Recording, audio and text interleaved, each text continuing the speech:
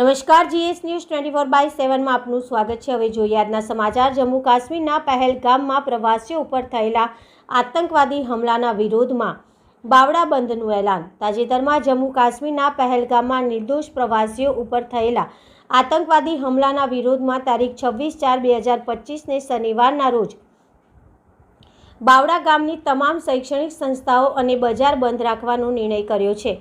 આ બંધના એલાનમાં બધા જ એસોસિએશન જોડાય એવી નમ્ર અપીલ છે અને આપણે સ્વૈચ્છિક દુકાનો બંધ રાખી હુમલામાં માર્યા ગયેલાઓને શ્રદ્ધાંજલિ અર્પીએ તેમજ આતંકવાદ મુદ્દે આપણો વિરોધ પ્રદર્શિત કરીએ।